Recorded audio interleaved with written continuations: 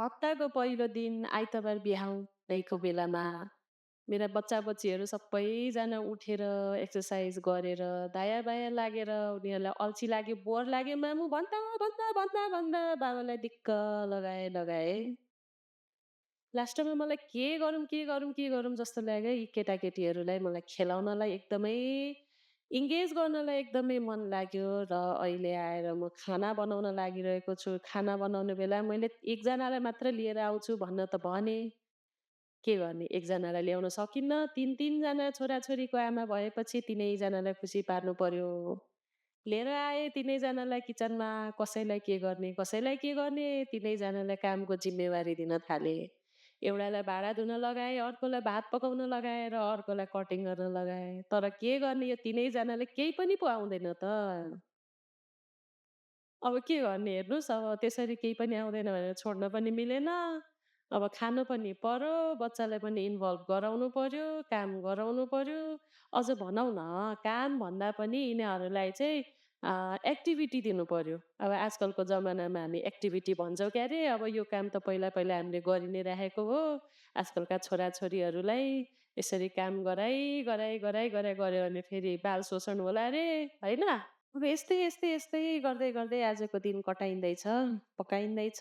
छोरालाई अचार बनाउन लगाइरहेको छु। अर्को छोरालाई खाना पकाउन सँगसँगै अब कहाँ गएर बिगार गर्छ भन्ने डर छ। त्यही भएर सँगसँगै ल्याएर हात समाती चलाइ पकाउन लागिरहेको छु। छोरी वा भाँडा धुन्छु मामु भनेको भएर छोरीलाई भाँडा धुन राखेँ। अब के भन्नु त अब। अब हाँस्दै बेला रिसाउँदै छोराछोरीलाई गाली गर्दै, माया गर्दै, फकाउँदै अनि फुल्याउँदै मैले चाहिँ खाना पकाउनतिर लागेँ। हुन त बाहिर जानुपर्ने काम पनि थियो, तर के गर्ने बाहिर जान्छु भनेर भएन। 3 जना छोराछोरीलाई यहाँ घरमा बाबाको मात्रै जिम्मा लगाएर हिँड्न पनि भएन। फेरि बाबाले भने मैले केही पनि गर्न पाइनँ भनेर भन्नुभयो भने म के गर्नु त नि? अनि हेर्नुहोस् न नजिकै आउँदै हुनुहुन्छ श्रीमानज्यू पनि बेला-बेलामा पाक्यो भनेर सोध्नुहुन्छ। अनि त्यसपछि चाख्न पाइन्छ कि भन्नुहुन्छ। अनि अब पाकेको छैन भन्छु बेला-बेलामा।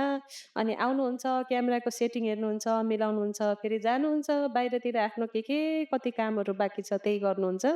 अनि फेरि आउनुहुन्छ। अनि खाना पाकेपछि त हामी सँगै खाने नै हो नि। हेर्नुहोस् किचनका हालत यस्तो छ।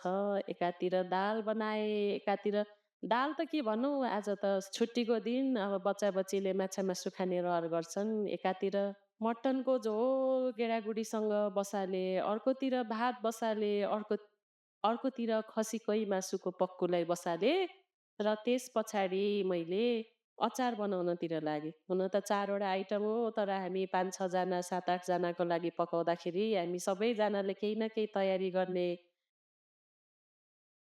छोराछोरीलाई अल्छी लाग्छ, छुट्टीको दिन कसरी बिताउनुहुन्छ तपाईँहरू त?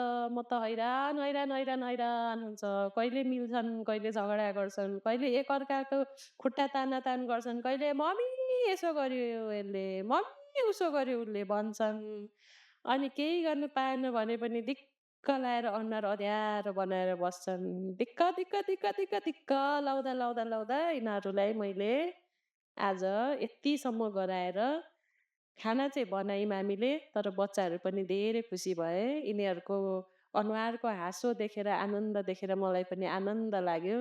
तर भ्याइ नभ्याइ हुँदाहुँदै घरमा छुट्टीको दिन चाहिँ अब खानापिना बनाएर, खुवाएर, सुताएर, उठाएर अब दिउँसो के गर्ने भन्ने मलाई चाहिँ चिन्ता परेको छ। तपाईँहरू के गर्नुहुन्छ आफ्नो घरमा है? कमेन्ट गर्नुहोला।